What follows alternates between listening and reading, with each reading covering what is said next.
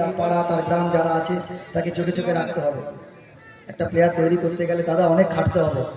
আর আপনার এখানকার প্লেয়ার যদি ভারতবর্ষের জার্সি পরে কার ভালো লাগবে? আপনার ভালো লাগবে। আপনি টিভি খুললে বলবেন এটা আমার গ্রামের ছেলে। এই কারণেই বলছি এখন আমরা সবাই ব্যস্ত, তাই নিজেদের বাচ্চাদের একটু টাইম দিন, মাঠে নিয়ে আসুন, খেলা করান। এখনকার মেয়েরাও ভালো ফুটবল খেলে, ইস্ট বেঙ্গল টিম করেছে গিয়ে দেখে যান, এখন মেয়েরা ভালো ফুটবল খেলে। আপনারা করুন, ভালো কিছু করছেন। আমি এসেছি হয়তো অনেক দূর থেকে, আমার 5:30 যাওয়ার ট্রেন আছে, আমি বেরিয়ে যাবো। দেখুন আমরা যদি চেষ্টা করে করতে পারি, বা আপনাদের বাচ্চারা কেন পারবে না? আর মেন কথা হচ্ছে আমি যে জায়গায় দাঁড়িয়ে আছি, যে স্কুলটা আমার পেছনে আছে, আমার ভীষণ ভালো লাগলো।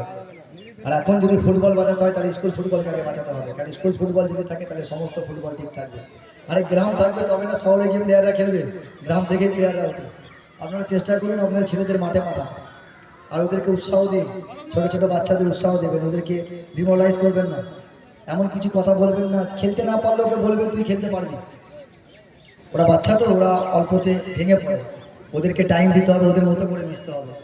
কোচ হলাম, কোচ হয়ে গেলে কিন্তু দায়িত্ব শেষ নয়। একটা কোচ একটা প্লেয়ার তৈরি করতে গেলে কোচের কথাও শুনতে হবে, আর কোচকেও বুঝতে হবে যে এই বাচ্চাটার মধ্যে কোয়ালিটি আছে।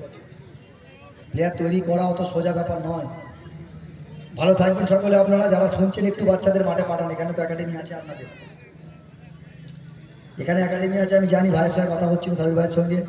আপনারা করুন, যেহেতু ওনার সঙ্গে আমাদের যোগাযোগ আছে। ভালো প্লেয়ার যদি আপনার মনে হয় কোয়ালিটি আছে, আপনি পাঠাবেন আমাদের ওখানে, কারণ আমরা ইস্ট বেঙ্গল একাডেমি আছে যারা রাখে, বেঙ্গল ফুটবল একাডেমি আছে বা মোহনবাগান এগুলোতে আছে, এগুলোতে রাখা যেতেই পারে। কিন্তু আপনাদের ভালো প্লেয়ার চুজ করে পাঠান।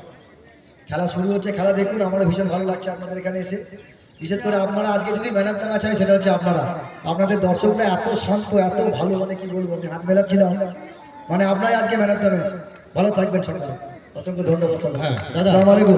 আর একটা কথা বলি তোমাকে, আমাদের রুকুলপুর প্রগতি সংঘের পরিচালনায় প্রতি বছর একটা চ্যাম্পিয়ন ট্রফি হতো, সেটা স্বর্গীয় হাবলচন্দ্র সাহা স্মৃতির উদ্দেশ্যে। সেই টুর্নামেন্টটা আমরা আগামী বছর ডিসেম্বরের 15 তারিখ থেকে শুরু করব। 7 দিন ব্যাপী খেলা হবে এবং সেই টুর্নামেন্টটা আন্তর্জাতিক মানের হবে। আপনারা জানেন যে Bangladesh, Nepal, Bhutan, Mohammedan SC, east Bengal, police SC সব প্রিমিয়ার টিম, সেখানে নদিয়া, মুর্শিদাবাদ। তার সঙ্গে একটা এক্সিবিশন ম্যাচ হবে, রবীন্দ্র আছে, রবিদা আছে। দাদাকে একটা আমরা অনুরোধ, আগামী দিন যে এক্সিবিশন ম্যাচটা হবে তোমাকে দায়িত্ব নিয়ে আগামী খেলাটা করতে হবে, তুমি একটু বলো। আমি তো বললাম আপনারা যদি সহযোগিতা করেন তাহলে আমাদের প্লেয়াররা অবশ্যই খেলতে আসবে। সেটা মাঠটা আপনারা ঠিক করুন, কোন মাঠে করবেন। ও খুব ভালো নিয়েছিল, ফ্রিকিকটা অল্পের জন্য বাইরে চলে গেল। প্রয়াসটা খুব ভালো ছিল। থ্যাংক ইউ দাদা। স্ট্রেচিং।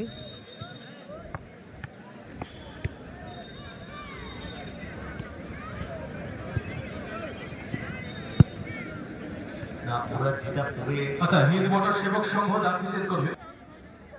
সবুজ জার্সিতে করা হচ্ছে, ওইগুলো দিলেও তো হবে, আমার মনে হয় হয়ে যাবে। পঞ্চায়েতের উপরে ঘরটি খুলে দেন, হুগলি টিমের জার্সি ওখানে রাখা আছে। সন্তু ভাই একটু হাত তুল। সন্তু চলছে জাগলিং, জীবননগর। ও নাইস,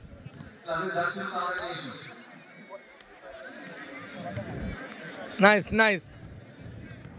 চলো চলো করো।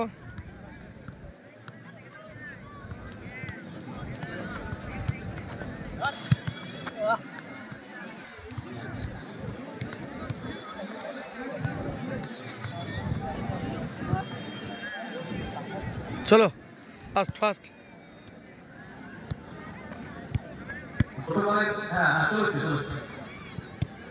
আমাদের কাছে উপস্থিত হয়েছেন হরিহরপাড়া থানার ছোট বাবু কাজী রবিউল আলম। অসংখ্য ধন্যবাদ জানাই তাকে, আমাদের মাঝে উপস্থিত আছেন। আমরা অসংখ্য ধন্যবাদ জানাই। আপনারা জানেন